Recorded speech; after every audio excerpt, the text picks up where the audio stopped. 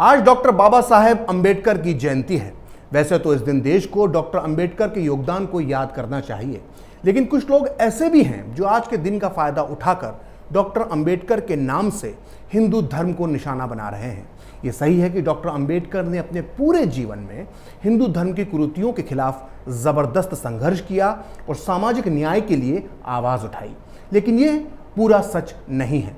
Doctor Ambedkar की विचारधारा का एक दूसरा पहलू भी है, लेकिन अफसोस की बात है कि बाबा साहेब के नाम पर हिंदू धर्म को कोसने वाले कभी उनकी विचारधारा का दूसरा पक्ष आपको नहीं बताते हैं। वो आपको कभी ये नहीं बताएंगे कि डॉक्टर अंबेडकर ने इस्लाम धर्म और उसे मानने वाले मुसलमानों के बारे में क्या कहा था। इसलिए आज मैं आपको खरी बात में तथ्यों, तर्कों और सबूतों के साथ बताऊंगा कि डॉक्टर अंबेडकर के इस्लाम के बारे में क्या विचार थे। मैं आज आपको बताऊंगा कि बाबा साहेब ने साफ तौर पर कहा था कि मुसलमान देशभक्त नहीं होते हैं। आज आपको यह भी पता चलेगा कि डॉक्टर अंबेडकर ने बंटवारे के वक्त कहा था कि भारत के सारे मुसलमानों को पाकिस्तान भेज देना चाहिए। आज मैं आपको यह भी बताऊंगा कि डॉक्टर अंबेडकर ने कहा था कि दलितों को यह नहीं सोचना चाहिए कि मुसलमान उनके दोस्त होते हैं। आज आपको यह भी पता चलेगा कि कैसे बाबा साहेब ने इस्लाम धर्म में मौजूद छुआछूत और जात पात को बेनकाब किया था और वो खुद कैसे मुसलमानों के हाथों छुआछूत के शिकार हुए थे। तो बिना समय गंवाए हम शुरुआत करते हैं इस्लाम पर डॉक्टर अंबेडकर के 10 क्रांतिकारी विचारों को जानने की। बाबा साहेब का मुसलमानों के बारे में पहला विचार यह था कि मुसलमान देशभक्त नहीं होते हैं। जी हां, डॉक्टर अंबेडकर ने साफ साफ कहा था कि मुसलमान भारत को अपनी मातृभूमि नहीं मानते हैं, और ये बात उन्होंने लिखी है पाकिस्तान और द पार्टीशन ऑफ इंडिया में, जिसका हिंदी अनुवाद पाकिस्तान अथवा भारत का विभाजन इस वक्त मेरे हाथ में है। इस किताब के पेज नंबर 332 पर डॉक्टर अंबेडकर लिखते हैं कि इस्लाम एक बंद खिड़की की तरह है जो मुसलमानों और गैर मुसलमानों के बीच भेद करता है। इस्लाम में जिस भाईचारे की बात की गई है वो मानवता का भाईचारा नहीं है, बल्कि उसका मतलब सिर्फ मुसलमानों का मुसलमानों से भाईचारा है। मुसलमानों के भाईचारे का फायदा सिर्फ उनके अपने लोगों को ही मिलता है, और जो गैर मुस्लिम हैं उनके लिए इस्लाम में सिर्फ घृणा और शत्रुता ही है। मुसलमानों की वफादारी उस देश के लिए नहीं होती जिसमें कि वो रहते हैं, बल्कि उनकी वफादारी अपने धर्म के लिए होती है जिसका कि वो पालन करते हैं। तो सुना आपने, डॉक्टर अंबेडकर ने यह साफ साफ कहा कि मुसलमानों की वफादारी उस देश के लिए नहीं होती जिसमें कि वो रहते हैं, बल्कि उनकी वफादारी सिर्फ अपने धर्म के प्रति होती है। तो आइए अब आगे बढ़ते हैं और बात करते हैं इस्लाम पर डॉक्टर अंबेडकर के दूसरे विचार की, जिसमें उन्होंने कहा था कि भारत के सारे मुसलमानों को पाकिस्तान भेज देना चाहिए। दरअसल जब पाकिस्तान की मांग उठी थी तो बाबा साहेब का मानना था कि अगर बंटवारा होता है तो भारतीय इलाके के सारे मुसलमानों को पाकिस्तान भेज देना चाहिए, और इसके लिए उन्होंने 1923 में टर्की और ग्रीस के बीच हुए एक समझौते का उदाहरण दिया था, जिसके तहत ग्रीस में रहने वाले सारे मुसलमान टर्की भेज दिए गए थे और टर्की में रहने वाले सारे ईसाई ग्रीस चले गए थे। अंबेडकर ने इसी को आधार बनाकर अपनी किताब के पेज नंबर 123 पर लिखा है कि जनसंख्या के तबादले का मजाक उड़ाने वालों को इन देशों यानी टर्की और ग्रीस की अल्पसंख्यकों की समस्या का अध्ययन करना चाहिए, ताकि वो जान पाएं कि अल्पसंख्यकों से जुड़ी समस्या का एकमात्र हल जनसंख्या की अदला बदली ही है। सांप्रदायिक शांति स्थापित करने का टिकाऊ तरीका अल्पसंख्यकों की अदला बदली ही है। यह व्यर्थ होगा कि हिंदू और मुसलमान एक दूसरे को संरक्षण देने के ऐसे उपाय खोजने में लगे रहें जो इतने असुरक्षित पाए गए हैं। यदि ग्रीस, टर्की और बुल्गारिया जैसे सीमित साधनों वाले छोटे छोटे देश भी ये काम पूरा कर चुके हैं, तो ये मानने का कोई कारण नहीं है कि हिंदुस्तानी ऐसा नहीं कर सकते। यानी डॉक्टर अंबेडकर का यह मानना था कि विभाजन के समय भारत और पाकिस्तान के बीच पूरी तरह से हिंदू और मुस्लिम आबादी की अदला बदली हो जाना चाहिए, लेकिन पाकिस्तान ने तो करीब करीब सारे हिंदू भारत भेज दिए, लेकिन मुस्लिम तुष्टीकरण की नीति की वजह से भारत ने ऐसा नहीं किया। और इसका क्या अंजाम होगा और इसका क्या अंजाम हुआ, इस पर भी डॉक्टर अंबेडकर ने अपनी बात रखी थी। इस्लाम पर डॉक्टर अंबेडकर के तीसरे विचार के मुताबिक मुसलमान भारत में रहेंगे तो यहां कभी सांप्रदायिक शांति नहीं होगी। अंबेडकर की सोच का सबूत है उनकी ये किताब। इसके पेज नंबर 125 पर वो लिखते हैं कि ये बात स्वीकार कर लेना चाहिए कि पाकिस्तान बनने के बाद भी हिंदुस्तान सांप्रदायिक समस्या से मुक्त नहीं हो पाएगा। सीमाओं को बांट देने से पाकिस्तान तो एक मुस्लिम देश बन जाएगा, लेकिन हिंदुस्तान एक मिली जुली आबादी का ही देश बना रहेगा। मुसलमान पूरे हिंदुस्तान में बिखरे हुए हैं, इसलिए यहाँ किसी भी तरह की सीमाएं बनाने से हिंदुस्तान एक ही धर्म का देश नहीं बन पाएगा। हिंदुस्तान को एक ही धर्म का देश बनाने का एकमात्र तरीका यही है कि जनसंख्या की अदला बदली की जाए। जब तक ऐसा नहीं किया जाएगा, हिंदुस्तान में बहुसंख्यक यानी हिंदू और अल्पसंख्यक यानी मुस्लिमों के बीच समस्या बनी रहेगी। अब मैं आपको इस्लाम और भारतीय मुसलमानों पर डॉक्टर अंबेडकर का जो चौथा विचार बताने जा रहा हूं, उसे सुनकर आप चौंक जाएंगे। इस्लाम पर बाबा साहेब का चौथा विचार यह था कि मुसलमान भारत के खिलाफ जिहाद छेड़ सकते हैं। बाबा साहेब के मुताबिक भारत के मुसलमान भारत को दारुल हर्ब मानते हैं, यानी जहां उनका शासन नहीं है। इसलिए अंबेडकर को लगता था कि भारत को दारुल इस्लाम यानी वो देश जहां इस्लाम की हुकूमत होती है बनाने के लिए मुसलमान जिहाद की घोषणा कर सकते हैं। अपनी इस किताब के पेज नंबर 297 पर अंबेडकर लिखते हैं कि तथ्य यह है कि भारत चाहे एकमात्र मुस्लिम शासन के अधीन ना हो, दारुल हर्ब यानी जहां इस्लाम का शासन नहीं है वो देश है, और इस्लामी सिद्धांतों के अनुसार मुसलमानों द्वारा जिहाद की घोषणा करना न्याय संगत है। वे जिहाद की घोषणा ही नहीं कर सकते बल्कि उसकी कामयाबी के लिए विदेशी मुस्लिम शक्ति यानी किसी मुस्लिम देश की मदद भी ले सकते हैं। और यदि कोई मुस्लिम देश जिहाद की घोषणा करना चाहता है तो उसकी सफलता के लिए भारत के मुसलमान उसे मदद भी दे सकते हैं। तो सुना आपने, डॉक्टर अंबेडकर ने साफ साफ कहा था कि मुसलमान न केवल इस्लाम की स्थापना के लिए भारत में जिहाद छेड़ सकते हैं बल्कि इसके लिए वो किसी मुस्लिम मुल्क की मदद भी ले सकते हैं या उसे अपनी मदद भी दे सकते हैं। आपने अक्सर देखा होगा कि भारतीय मुसलमान अक्सर अरब देशों की धौंस देते रहते हैं। खैर, इस्लाम पर डॉक्टर अंबेडकर का पांचवा विचार ये था कि मुसलमान कभी भी हिंदुओं की सरकार को स्वीकार नहीं करेंगे। बाबा साहेब की बात आज काफी हद तक सच नजर भी आ रही है। दरअसल मुस्लिम समाज मोदी की सरकार को इस देश की सरकार नहीं बल्कि हिंदुओं की सरकार समझता है।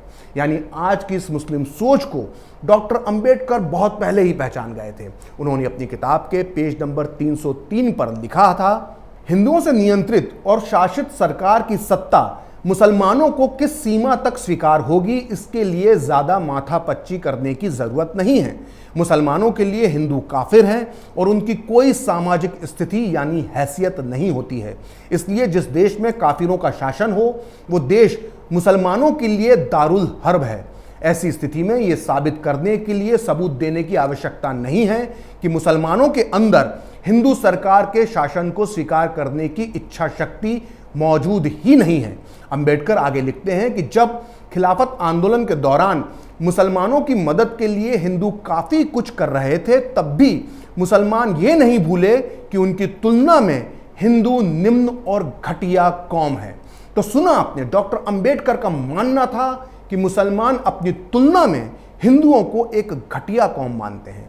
आइए अब मैं आपको बताता हूं इस्लाम पर डॉक्टर अंबेडकर का छठा विचार, जिसमें उन्होंने कहा था कि मुसलमान शरिया के कानून को देश के कानून से भी ऊपर मानते हैं। अंबेडकर की ये बात आज भी कई मौकों पर सही साबित हो जाती है। उन्होंने अपनी किताब के पेज नंबर 294 पर लिखा था कि इस्लाम ये कहता है कि अगर किसी गैर मुस्लिम देश में मुसलमानों के कानून यानी शरिया और उस देश के कानून के बीच विवाद पैदा हो जाए तो इस्लामिक कानून को ऊपर यानी सही माना जाए। इस तरह मुसलमानों के लिए यह सही माना जाएगा कि वो मुस्लिम कानून का पालन करें और उस देश के कानून को ना माने जिसमें कि वो रहते हैं। अगर आपको लगता है कि डॉक्टर अंबेडकर ने सिर्फ हिंदू वर्ण व्यवस्था, छुआछूत और जातिगत भेदभाव के खिलाफ ही बोला या लिखा था, तो फिर आपको सिर्फ अधूरी जानकारी दी गई है।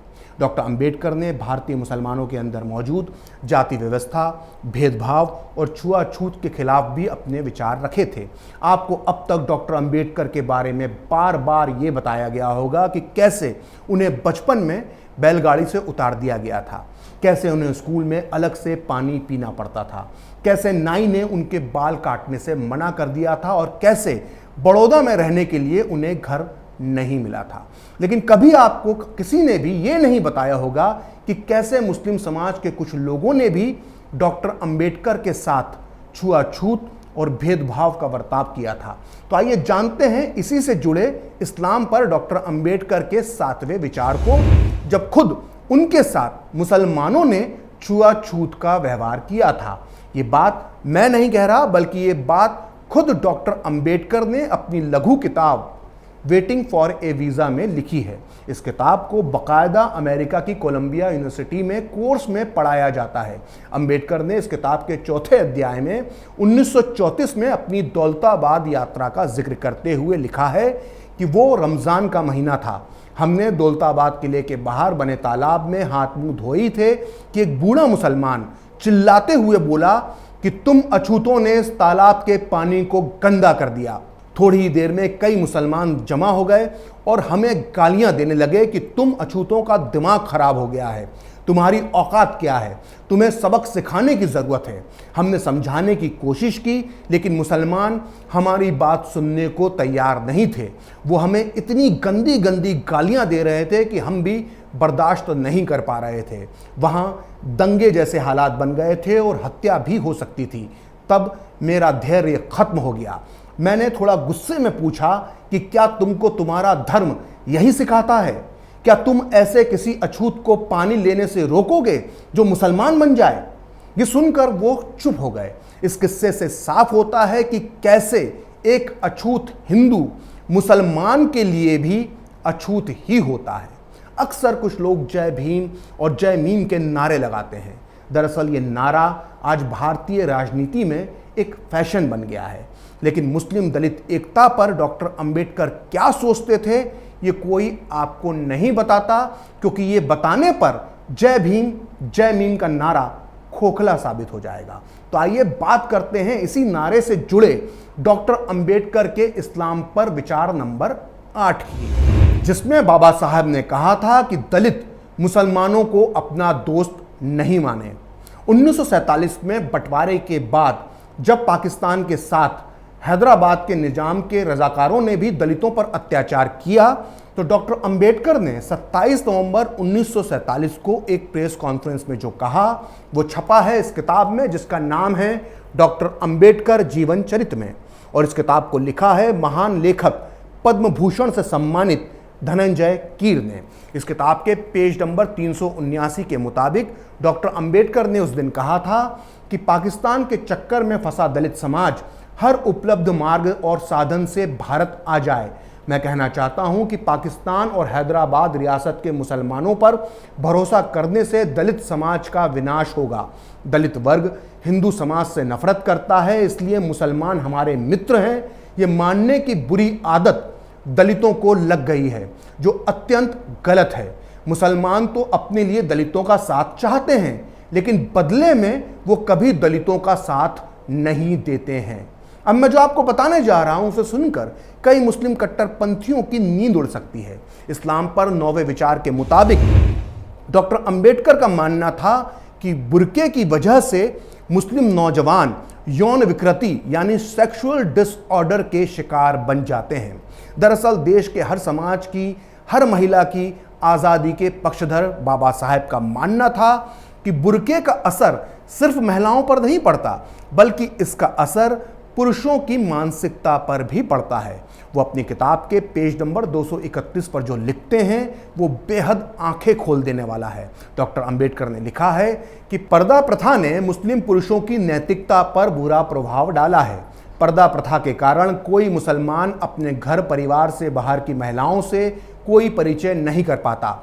घर की महिलाओं से भी उसका संपर्क यदा कदा बातचीत तक ही सीमित रहता है। महिलाओं से पुरुषों की ये पृथकता निश्चित रूप से पुरुषों के नैतिक बल पर विकृत प्रभाव डालती है। यह कहने के लिए किसी मनोवैज्ञानिक विश्लेषण की ज़रूरत नहीं है कि ऐसी सामाजिक प्रणाली से जो पुरुषों और महिलाओं के बीच के संपर्क को काट दे, उससे यौनाचार के लिए ऐसी अस्वस्थ प्रवृत्ति पैदा होती है जो अप्राकृतिक गंदी आदतों और अन्य साधनों को अपनाने के लिए प्रेरित करती है। ऐसा नहीं है कि पर्दा प्रथा हिंदुओं में नहीं है, लेकिन इस्लाम में पर्दा प्रथा को धार्मिक मान्यता मिली हुई है, जबकि हिंदुओं में ऐसा नहीं है। हिंदुओं की तुलना में मुसलमानों में पर्दा प्रथा की जड़ें काफ़ी गहरी हैं। इसमें कोई शक नहीं कि भारत के हर समाज में, चाहे वो हिंदू हो या मुसलमान, दोनों में सामाजिक बुराई मौजूद है। लेकिन इस्लाम पर बाबा साहेब के 10वें विचार के मुताबिक डॉक्टर अंबेडकर का यह मानना था कि मुसलमानों ने अपने सामाजिक सुधार के लिए कोई आंदोलन नहीं किया और वो समाज सुधार के प्रबल विरोधी होते हैं। उन्होंने हिंदुओं की इस बात की तारीफ की थी कि वो कम से कम अपनी सामाजिक बुराई को स्वीकार तो करते हैं, लेकिन मुसलमान अपने समाज के अंदर मौजूद बुराई को कभी स्वीकार नहीं करते। उन्होंने अपनी किताब के पेज नंबर 233 और 234 पर लिखा है कि मुसलमानों ने समाज में मौजूद बुराइयों के खिलाफ कभी कोई आंदोलन नहीं किया। हिंदुओं में भी सामाजिक बुराइयां मौजूद हैं, लेकिन अच्छी बात यह है कि वो अपनी इस गलती को मानते हैं और उसके खिलाफ आंदोलन भी चला रहे हैं। लेकिन मुसलमान तो ये मानते ही नहीं हैं कि उनके समाज में कोई बुराई है। दरअसल मुसलमान समाज सुधार के प्रबल विरोधी हैं। मुसलमानों को ये सिखाया जाता है कि इस्लाम के अलावा कहीं सुरक्षा नहीं है और इस्लामी कानून से सच्चा कोई दूसरा कानून नहीं है। इसी वजह से मुसलमान खुद के अलावा कुछ और सोच पाने के काबिल नहीं बचे हैं। उन्हें इस्लामी विचार के अलावा कोई और विचार पसंद ही नहीं आता है। मुसलमानों के जहन में यह गहराई से बैठा हुआ है कि सिर्फ वो ही सच्चे हैं और सिर्फ वो ही विद्वान हैं। तो ये था डॉक्टर अंबेडकर का इस्लाम और मुसलमानों के बारे में 10वां विचार। वैसे तो बाबा साहब ने इस विषय पर इतना कुछ कहा है कि उसे एक वीडियो में समेट पाना बेहद मुश्किल है, लेकिन फिर भी मैंने आज आपको डॉक्टर अंबेडकर के ये 10 विचार इसलिए बताए हैं क्योंकि इस देश के लिबरल, वामियों और जिहादी सोच के लोगों ने डॉक्टर अंबेडकर के विचारों का अपहरण कर लिया है। या आप यूँ भी कह सकते हैं कि इन लोगों ने डॉक्टर अंबेडकर के विचारों को कैद कर लिया है। डॉक्टर अंबेडकर के विचारों को अपनी बपौती मानने वाले ये तथाकथित बुद्धिजीवी दरअसल एक तरह के पूर्वाग्रह से ग्रसित हैं। ये जानबूझकर डॉक्टर अंबेडकर को एक वर्ग विशेष का नेता और एक वर्ग विशेष का दुश्मन बनाकर ही पेश करना चाहते हैं। लेकिन अब वक्त आ गया है कि हम डॉक्टर भीमराव बाबा साहेब अंबेडकर के विचारों को सही रूप में सबके सामने लेकर आएं। फिलहाल खरी बात प्रखर के साथ में इतना ही। आप चाहें तो मुझसे जुड़ने के लिए मेरे फेसबुक पेज प्रखरश्री 78 को लाइक कर सकते हैं और अगर ट्विटर पर आप मुझसे जुड़ना चाहते हैं तो मेरा ट्विटर हैंडल है प्रखरश्री 78। अगर आपको ये वीडियो पसंद आया तो इसे लाइक करें, शेयर करें और कैपिटल टीवी को सब्सक्राइब करें। नमस्कार।